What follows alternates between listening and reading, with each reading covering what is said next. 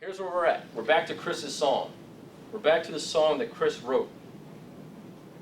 And with that song, there are 5 different avenues of royalties that he's eligible for that song. Okay? Now you see 3 circles there. You're like, Chris, that's 1 circle short of an Audi symbol. What's going on here?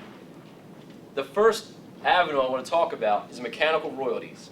You may say, what's that? What are you talking about? Okay? Per the copyright statute, this is where all this comes from, and it's about to change, but you receive a royalty every time, okay? Every time your CD is sold, a CD is sold that contains a song you wrote on. So let me give you an example. Let's say that there's an album that comes out. Music Soul Child's next album. Let's say there are 10 cuts on there, okay? And Chris Ryman wrote one of the songs, wrote the lyrics, did all the arrangements, owns that composition 100%, and music just primarily recorded it, okay? When that album comes out, for that one song Chris did, every time that album sells, every time that download is downloaded, all right, he receives approximately 10 cents. Now you say 10 cents? Take it times 1,000,000. If you don't want the check, we'll take it, okay? If you don't want the check, we'll take it. So let's go back here to the easel, all right? We talked about these pies before. And here's what you've got. You've got your pie here. Let's cut it in half. We've got 10 cents, approximately.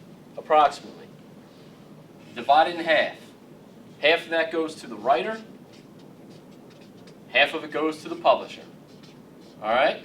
Now this isn't a publishing workshop. We're going to get into it. We're not going to go into the itty-bitty, teeny-weeny ingredients of it. Like I said, Brent's going to do a piece on public performance royalties. But here's where it starts out at, okay? You've got 10 cents. The owner of that 10 cents, half of it goes to the writer. So you've got 5 cents. Half goes to the publisher. If you don't have a publishing deal, if you're not signed to what they call a co-pub deal or a publishing agreement, you own all that. So in the scenario we brought up, Chris owns all of that, okay? 5 cents to him on the writer side, 5 cents to him on the publisher side, every time.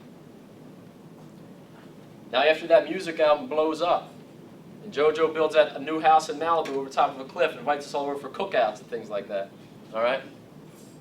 If Cherry Lane or EMI just got bought out, so it might be a new name soon. But if or Warner Chappell comes to Chris and says, Chris, we want to do a publishing deal with you, the 5 cents on the writer's side, he'll still keep. But this publishing percentage might be cut up a little bit, all right, where the publishing company will actually start to get a piece of that pie. A lot of times what you'll see is 50%. The publishing company will take 50%.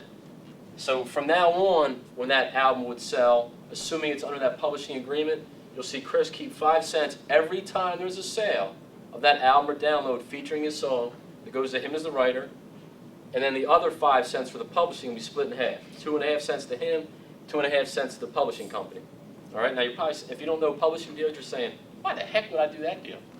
A lot of times what happens when you get a publishing deal, you're open to a lot more entrees, where you can receive different placements in television, you can receive different writing opportunities with other artists and things like that. And it's basically trading a piece for greater opportunity.